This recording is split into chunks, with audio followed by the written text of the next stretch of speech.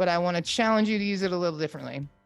Instead of using it to be a thought leader or to get in front of a lot of people, I want you to think about the 12 people who would move the needle in your business this year. Not people who are popular on LinkedIn, not people who have big audiences, but people who could introduce you or hire you to the people that you want to get in front of. You want to hire, you want coaches to hire you. Talk to people who do retreats for coaches. Talk to people who coach coaches, right? Like, think bigger picture, who can open the door. Use it as a business development tool where the guest is more important than the audience, right? So forget standing in front of a trade show booth, forget traveling all over the place. Specifically target people you want to do business with them, interview them on your podcast, and then use it as a runway to continue the conversation and do business with them. I'm Junaid Ahmed, host of Hacks and Hobbies podcast and a digital presence advisor at HumbleZone. This episode is brought to you by Home Studio Mastery. I launched a consultation and course program to help podcasters and course creators to create a space in their homes that will reduce the friction of creating content and appearing their best when showing up on camera. The pandemic gave us a lot of issues, but this one is here to stay. We're now so much closer to our audience thanks to video becoming more popular and affordable. I help guide folks who want to create Hollywood-worthy studios to not only capture great content, but also build more confidence, more authority, and be more comfortable in front of the camera. If I can do it, you can too. And with my help, you can do it faster. So if you'd like to learn more, visit homestudiomastery.com and how you too can create a home studio that brings out your personality, professionalism, and possibilities.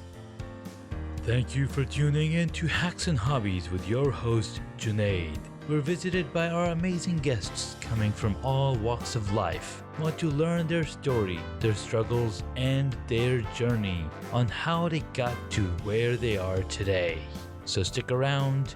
Welcome to another exciting episode where we dive deep into the stories and experiences of extraordinary individuals. I am thrilled to have the talented and multifaceted Molly as our guest. In this episode, Molly takes us on a journey through her origin story, sharing how she transitioned from working with local artists to revolutionizing the way businesses approach marketing and content creation. Get ready for an insightful conversation that will inspire and empower you. So without further ado, let's dive right in. Molly, so excited to have you here. Thank you so much for having me. I appreciate it.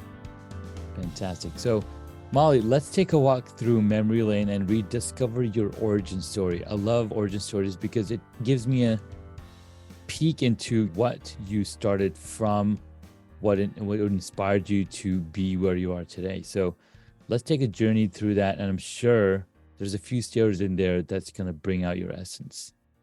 Right on. What would you like to know exactly? Let's get started. Like, how did you get into, or when was the turning point when you started the journey you are right now?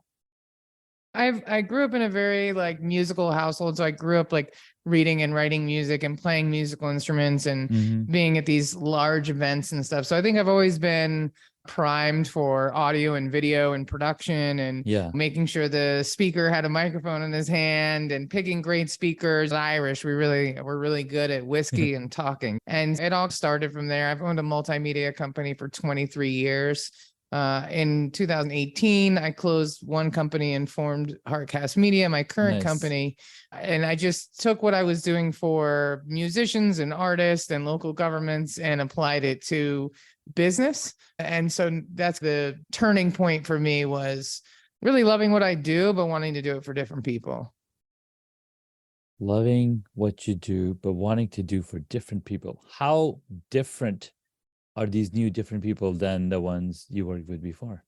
Primarily, I was working with a lot of artists, local artists. I was really focused on getting local artists and musicians work and getting them paid and nurturing the local ecosystem and nurturing and fostering community through art, music, and culture. But at the end of the day, there was no money in that. It wasn't a sustainable business, and it was a lot of swimming upstream. And I really liked what I did. I liked creating the aesthetic and creating the brand and doing the outreach and all of that. But I just hit a point where I got older, my interests got older, my knees and my hips got weaker, if you will. And my zest for working an event for 20 hours and making magic for thousands of people who have no idea that I was the one behind it. Yeah. Those days were waning, and I just knew that I had really built something amazing. You can't do marketing for 20 years, especially without money. If you bootstrap something real good and you're successful with it, nobody can stop you. And what I was seeing is that in the artist world, there was like no money and people making amazing content, young Black kids making crazy cool videos with iPhones, no training whatsoever. And then you go in the business world and you're like, you paid somebody $10,000 for this 4-minute video that has 17 views on YouTube. Like, where's the middle ground? So that was really, it inspired me. It was like, let me take some of this artistic and creative and resilient skill set that I have, but bring it to the business world so I can make it more sustainable for them to do video and to make content that's actually going to convert, but not have it be so insanely priced. Because of course, if you spend 10 grand on a video, it gets 17 views, you're going to be like, video doesn't work. Exactly. Yeah. You're trying to work the formula that has no outcome. Like there's no cash coming back. You look, and as a business, you want to see the ROI. I've been hearing all these people talk about video. We spent all this money on video and nothing's coming back. This thing is broken. Right. Do you have a CTA? Where are you hosting it? Is it on your website? Did you put an ad behind it? There's a lot of questions, but I like that. I like the unlocking the mystery of every client and creating strategy and all of that. It's fun for me. I love that. I love that. So going from creating events for everybody, running the entire show, when you were telling me that, it reminded me of the movie Rockstar, where Mark Wahlberg, right? He's in the audience and he's so pumped. And he goes up on the stage and starts singing. And then towards the end of the movie, what does he do? He just hands the mic to somebody else because he's like, I'm done with this story. I definitely did an hour-long live video on Facebook and I was like, I'm done. It's hard when it's the greatest mistake I ever made and the greatest lesson I ever learned is if something's not sustainable, it can never be successful. And I loved what I did, but I wasn't making any money. I wasn't refilling my cup. I was just making sure everybody else was okay, making sure everybody else was eating. And I was actively saying things like, oh, I don't need to get paid. I just didn't know enough about business. Like I was really an artist at my core. So, I learned a lot and I taught myself a lot. I became a student of business. I've read 130 some odd books about business development in the last 3 years. And I've just implemented those things in this new business to make sure that it's profitable so that I can pay people and provide security. And I basically fixed everything that I was getting wrong in the first iteration, 20 years later, but whatever, better late than never. No, you're absolutely right. Better late than never, because guess what? There's so much more to do, so many more people waiting for your expertise because you bring that experience, because you walk the path, you know exactly what to tell them and what pitfalls to avoid and what to focus on, because those companies are probably spending the $10,000 only to create the video, not the whole spectrum. You need every single aspect. Just like you don't just spend $10,000 on a logo and now you got no money left to do the actual business. Right, to run the business. Exactly. Exactly. You need to think from that broad, holistic perspective of how to properly do marketing.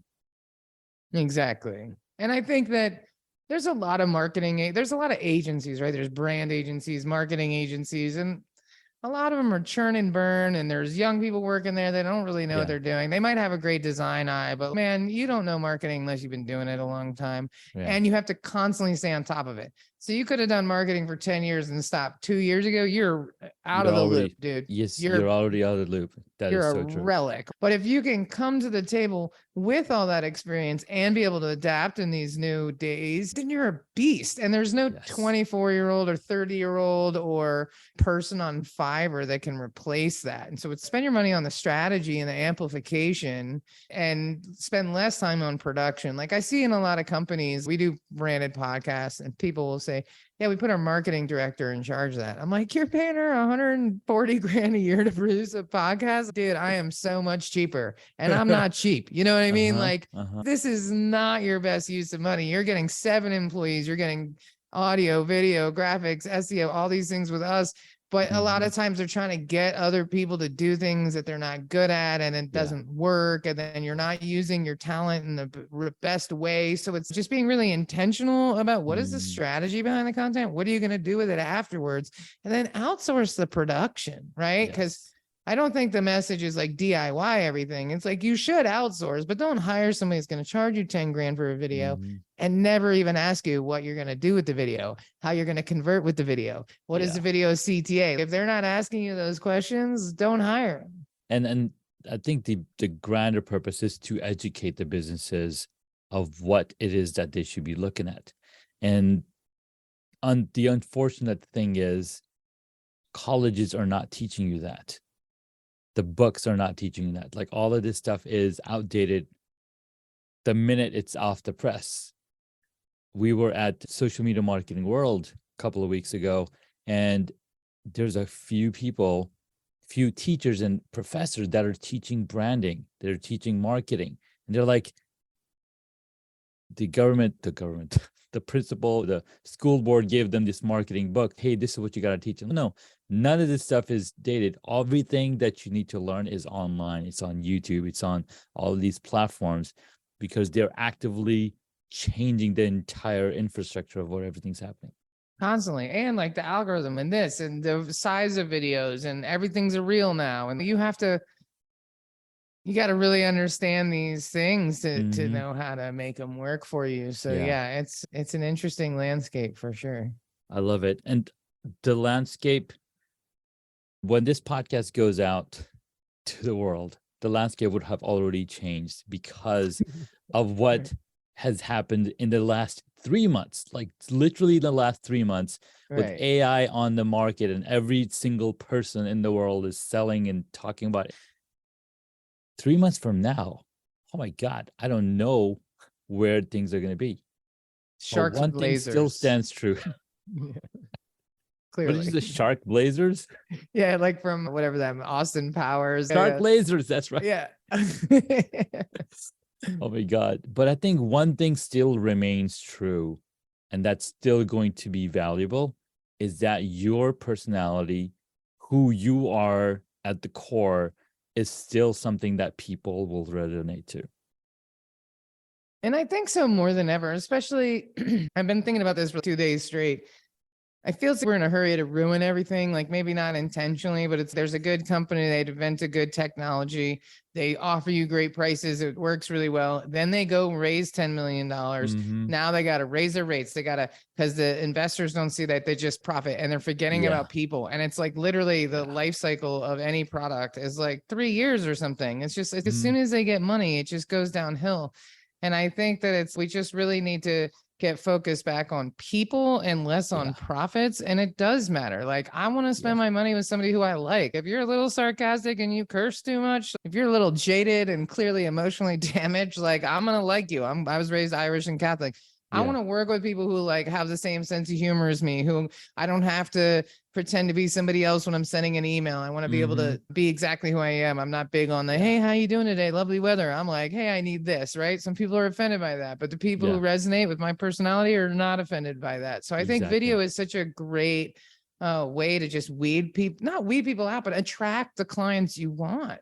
Yes, attract the clients. And also, just like a lot of people say, I don't like Gary Vee. He's effing dropping bombs all the time. Like, that's perfectly fine. That's exactly why he does it, because he doesn't want people who don't like him. It's a clear detractor of who the target audience he's trying to lean at. Exactly. Like, I curse too much. I know that. I can't help it. I won't curse on your podcast because I'm pretty sure it's not explicit. I definitely go out of my way. But like, at the end of the day, if you don't want to work with me because I curse too much, like, we are definitely not going to get along, because I'm like, man, wait till you hear about racism and the patriarchy if curse words mess you up.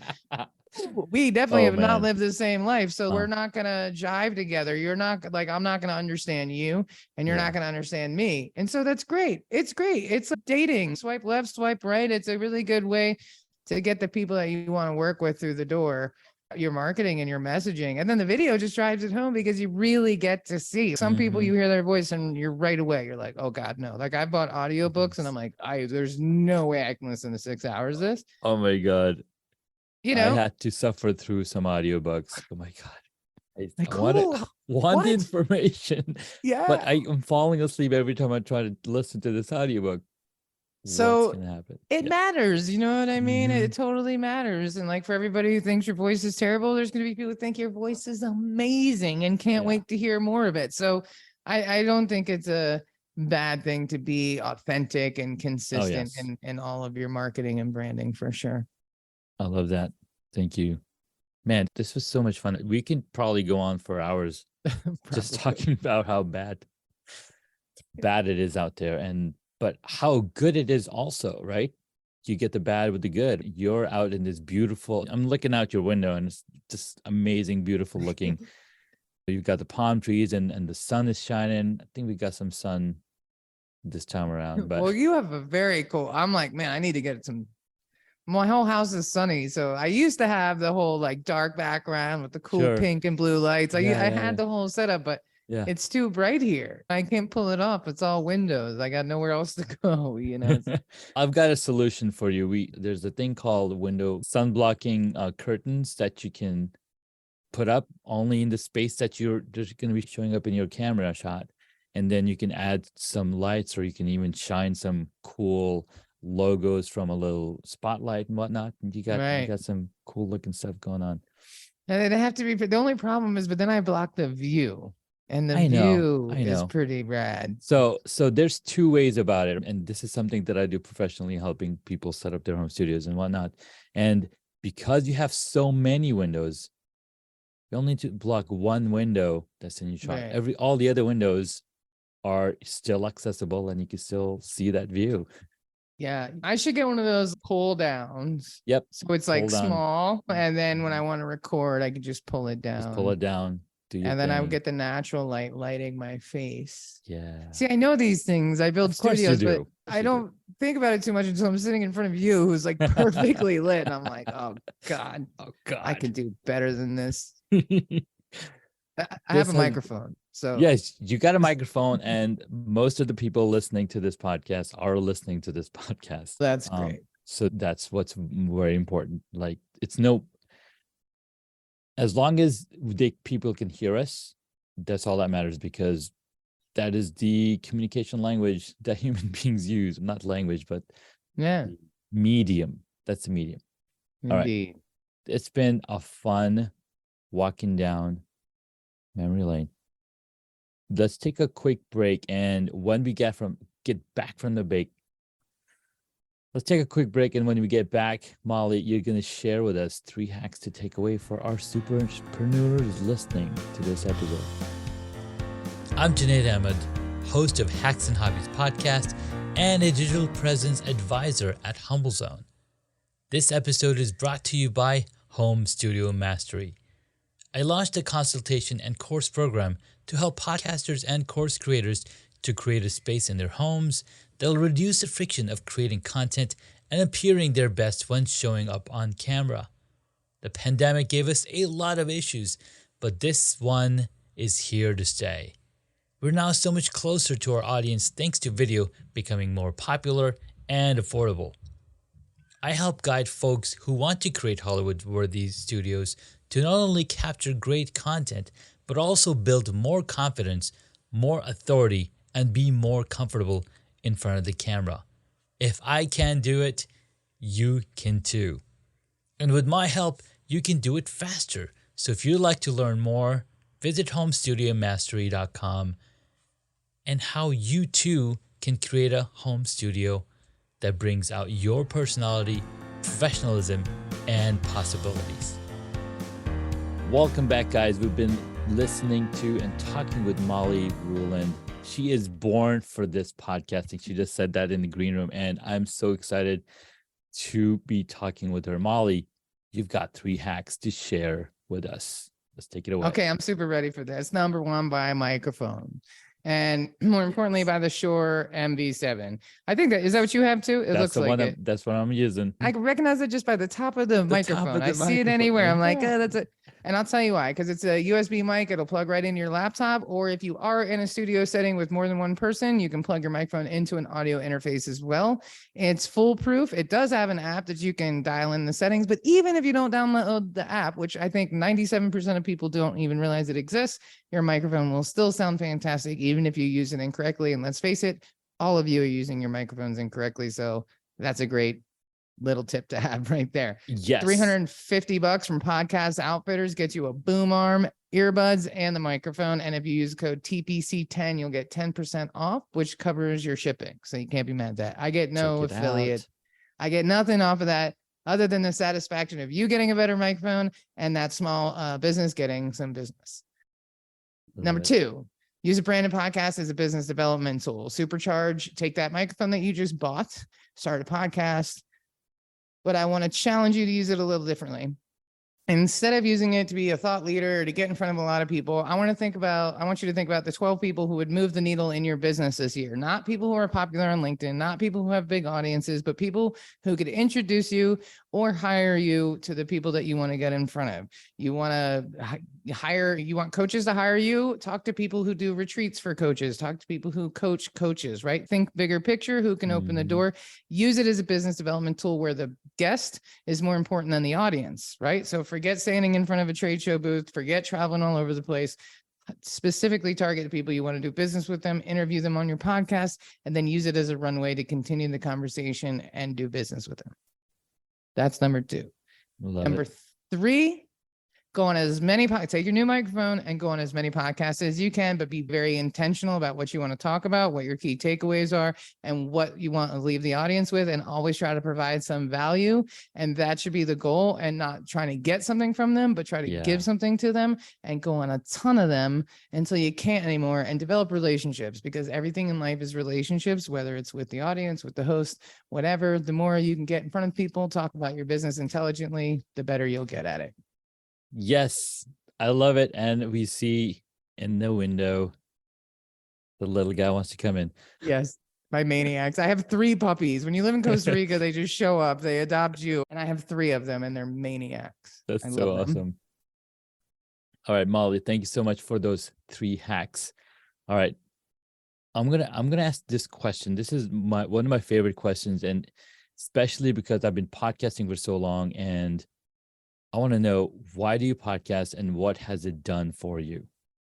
Sorry, my dog just ran out with trash. Why do I podcast? It's all about relationships. I love that connection between people, getting time. How else would we get to meet each other, have this conversation? I think all that stuff matters. I heard a quote that said, you are what you do every day. And if what I do every day is solve people's problems and connect with other people about things I care about, then I'm totally cool with that. It's been fantastic for business. Hundreds of thousands of dollars in revenue have come in because of the relationships that we have created through our own podcast. We have created millions of dollars in strategic relationships through the clients that we've produced podcasts for. But at the end of the day, it's people having a conversation, man. And what's better than that? We can't take ourselves too seriously. And I'm from DC. We talk to each other in line. We talk to each other on the street. We're not like in New York, you can say hi to 100 people. No one's going to say hi back. In DC, we're a little different. You look somebody in the eye, you say hello, they're going to say hi back. And I feel like podcasting is that. It doesn't have to result in anything other than a connection with another person.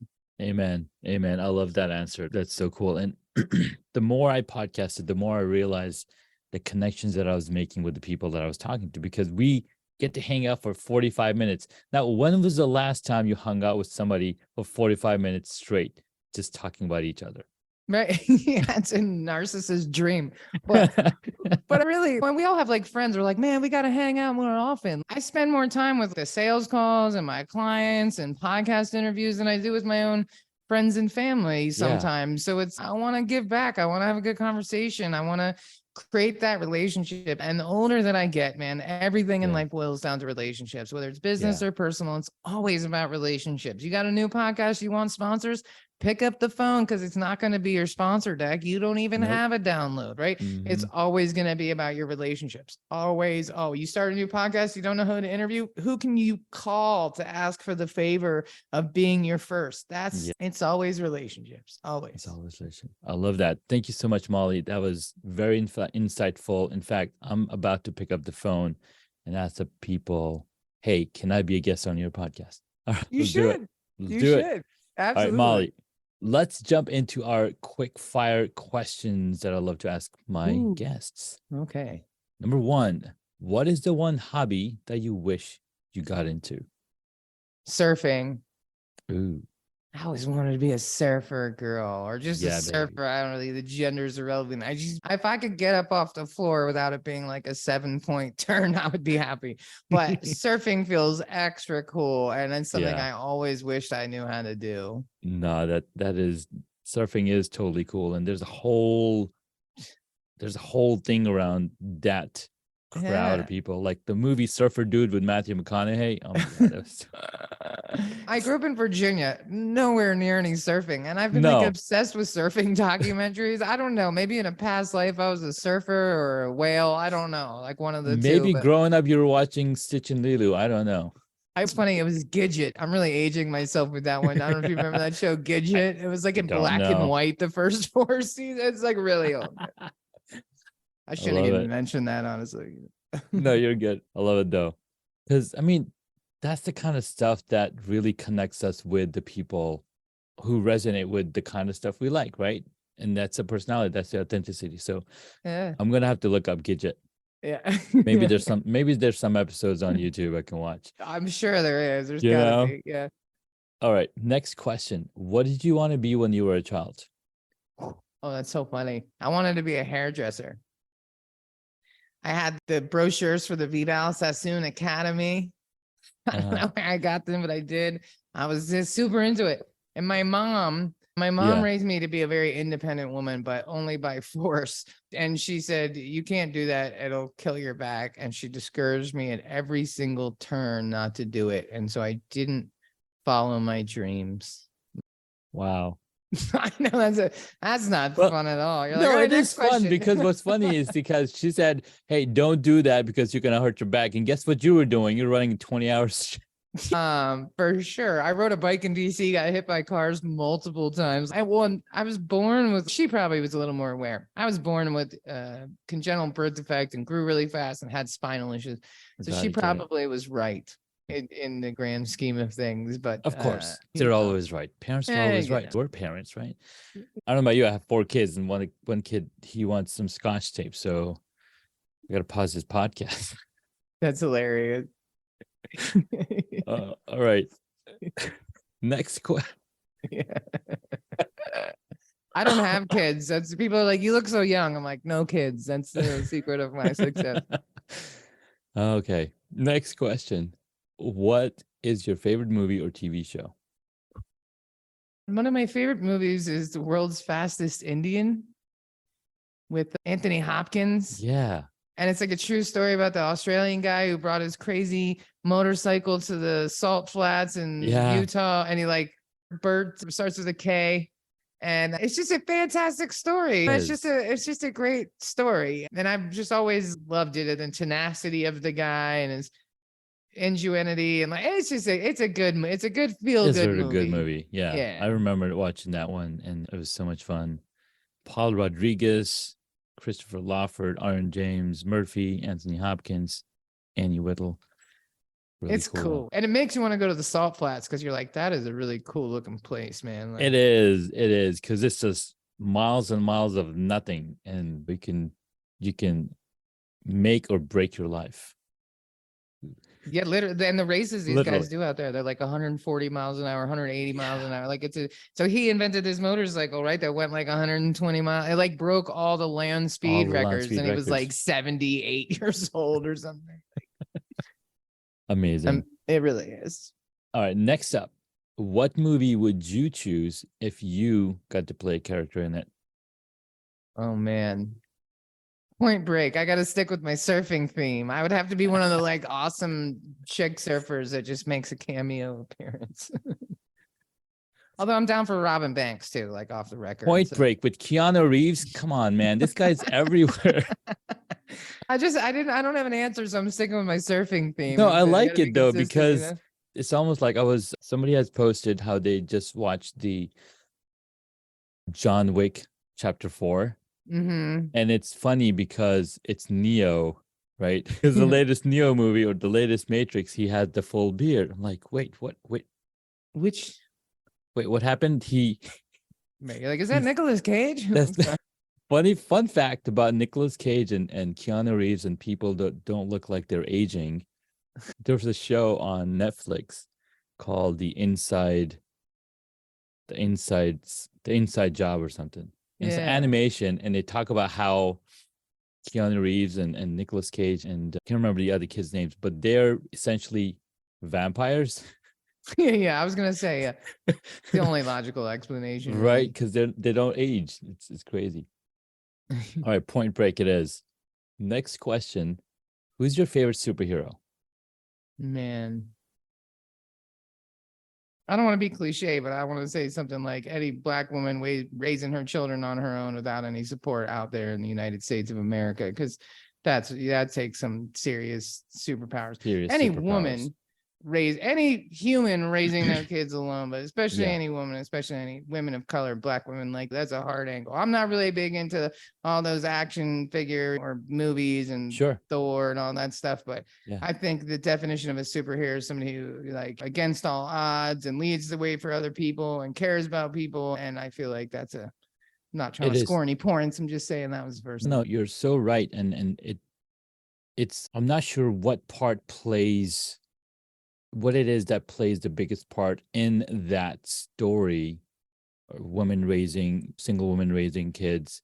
Kevin Hart, he was raised by a single woman, and she kept him straight.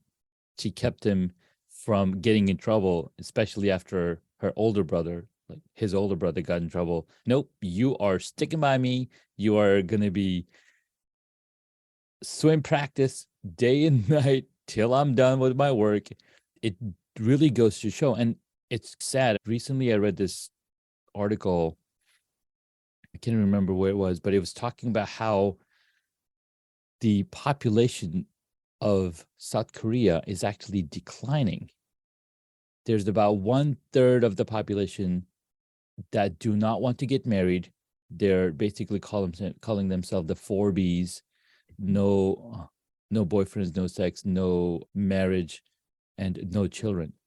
So there's like a huge pandemic, essentially. I don't know if you call it a pandemic, but there's the Great Awakening is what I like. There's a Great Awakening in South Korea, and unfortunately, they grew up, like all these girls and teenagers grew up being very abused by their parents or by their dad or by a male figure.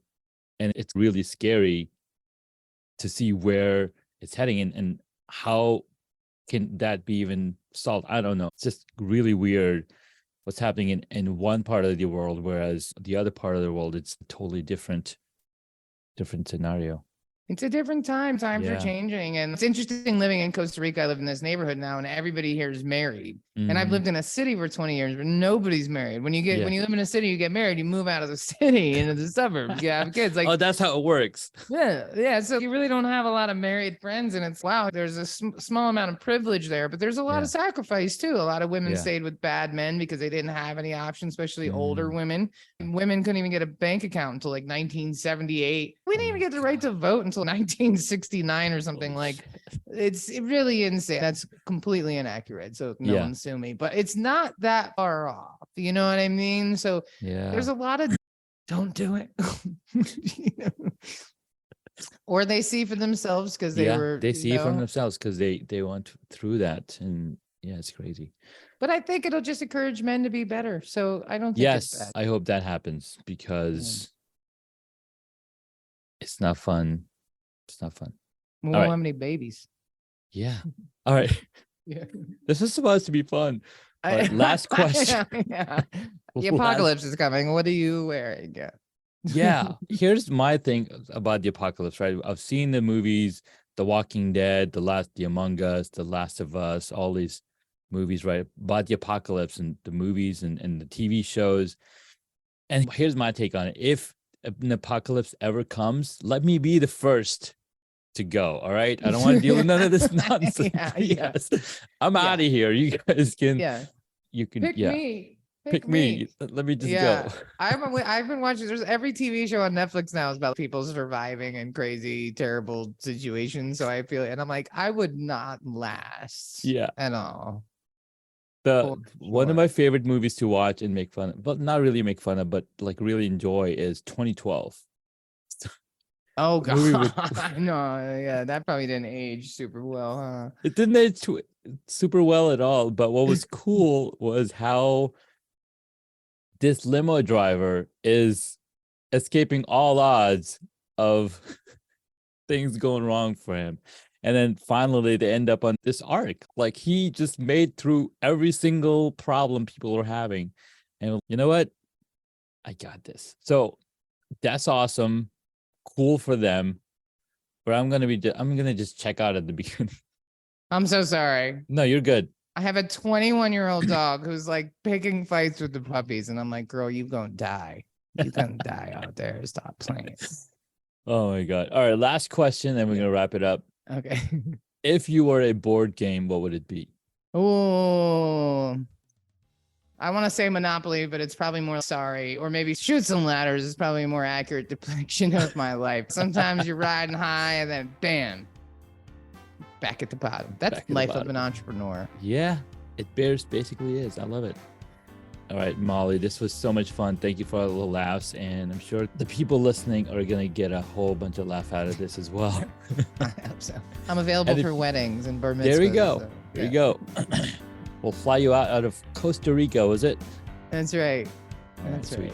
All right, Molly, where can my superpreneurs find you? Heartcastmedia.com, like heart, like podcast, but Heartcast. And from there, you can see all of our links, meeting links, everything else. Perfect. Thank you, Molly, again. And we'll catch you in the next episode. Thanks so much. Thank you. Congratulations, you made it to the end of the episode. Thanks so much for listening to our guest on this episode. Please send me an email at junaid@hacksandhobbies.com to tell me what you loved about our guest today. You could find links mentioned in this episode on the hacksandhobbies.com website.